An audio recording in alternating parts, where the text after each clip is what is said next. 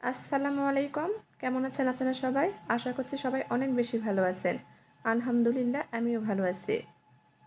আপনাদের সবাইকে আবারও অনুরোধ করছি আমার আরেকটা নতুন ভিডিও দেখার জন্য। আজকে একটা ডিম ও আটা দিয়ে ডিমের ফুল পিঠা তৈরি করেছি আর সেই ভিডিওটাই আপনাদের মাঝে শেয়ার করছি। পিঠাগুলো দেখতে যতটা সুন্দর, খেতেও তার থেকে অনেকটা মজার। উপরটা মুচমুচে, ভিতরে একদম নরম। তৈরি করাটা কোনো ঝামেলা নেই, খুব সহজেই যে কেউ তৈরি করে নিতে পারবেন। হাতে 10 মিনিট সময় থাকলে এই পিঠাটি তৈরি করে নেওয়া যায়। তো চলেন দেখি পিঠা তৈরির পুরো প্রস্তুত প্রণালী আপনাদের মাঝে শেয়ার করি। এখানে একটা বাটিতে আমি একটা ডিম নিয়েছি।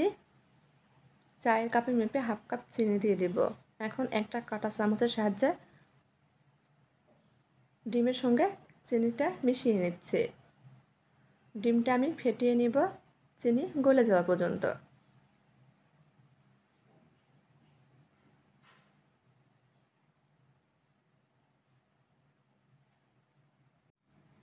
একটু সময় নিয়ে ডিমটা ফেটিয়ে নিতে হবে যাতে চিনিটা ভালোভাবে গলে যায়।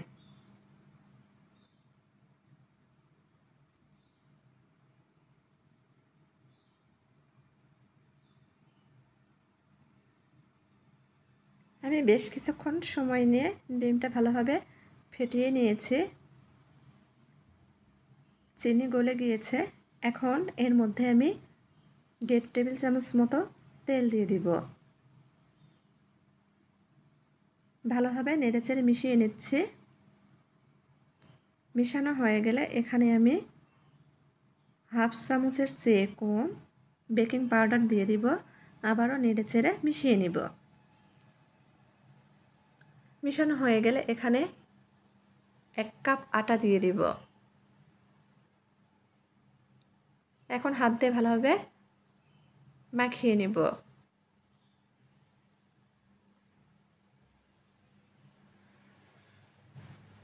মাখানো হয়ে গেলে এখানে আমি আরও হাফ কাপ আটা দিয়ে দিব। আবারও ভালোভাবে মাখিয়ে নিব।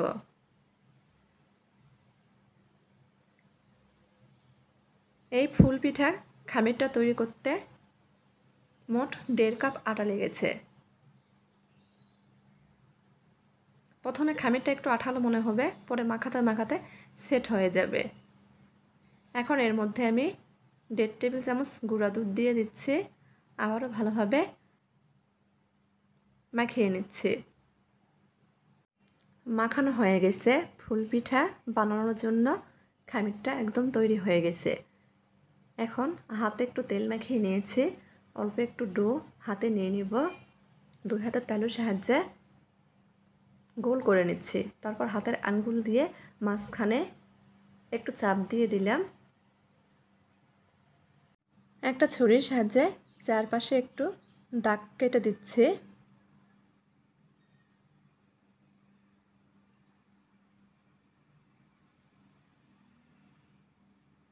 দেখেন খুব সহজেই ফুলের ডিজাইন তৈরি হয়ে গেল। একটা পিঠা তৈরি হয়ে গেছে। এখন পিঠাটা আমি একটা প্লেটে সুজি নিয়েছি। সুজির মধ্যে দিয়ে এই পাশাপাশি ভালোভাবে গড়িয়ে নেব। আপনাদের সুবিধার জন্য আরও কয়েকটা পিঠা তৈরি করে দেখাচ্ছি।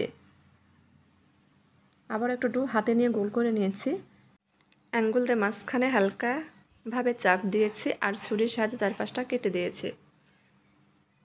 কিভাবে করছি এটা বলে বোঝানোর কিছু নেই, ভিডিও দেখেই বুঝে নিতে হবে। পিঠা তৈরি হয়ে গেলে সুজির মধ্যে গড়িয়ে নিচ্ছি।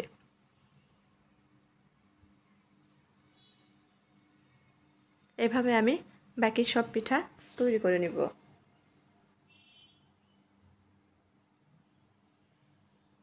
আমি সবসময় দিনের বেলা ভয়েস দিই, এজন্য হয়তো অনেক শব্দ শুনতে পাবেন। কেউ কিছু মনে করবেন না, সবাই ক্ষমা সুন্দর দৃষ্টিতে দেখবেন।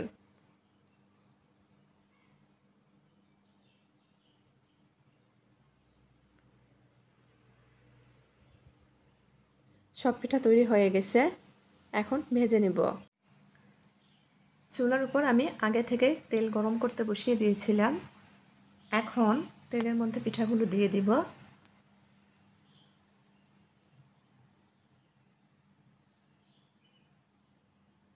পিঠাগুলো দিয়ে নিয়েছে।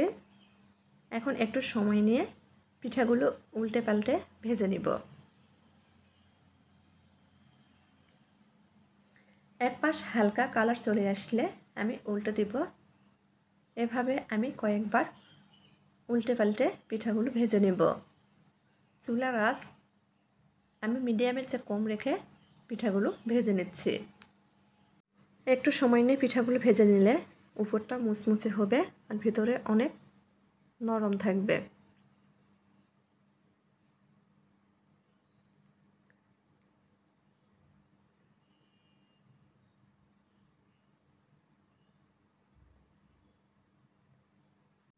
আমি সবসময় চেষ্টা করি হাতের কাছে থাকা উপকরণ দিয়ে রান্নাবান্না করতে, আর সেই ভিডিওটাই আপনাদের মাঝে শেয়ার করি। জানি না আমার এই ঘরোয়া রান্নাবান্নার ভিডিও আপনাদের কাছে কেমন লাগে। পিঠাগুলোর মধ্যে খুব সুন্দর কালার চলে এসেছে। আমি এর থেকে বেশি কড়া করে ভাজবো না, তেল ঝরিয়ে উঠে নেব আর আপনাদের পরিবেশন করে দেখাচ্ছি।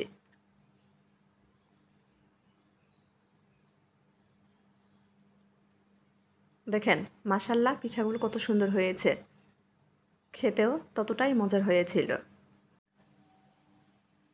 যদি আমার এই গরিবানা রান্নাবান্না আপনাদের একটু ভালো লেগে থাকে, দয়া করে আমার চ্যানেলটি সাবস্ক্রাইব করবেন, লাইক কমেন্ট শেয়ার করে নিয়মিত চ্যানেলের পাশেই থাকবেন।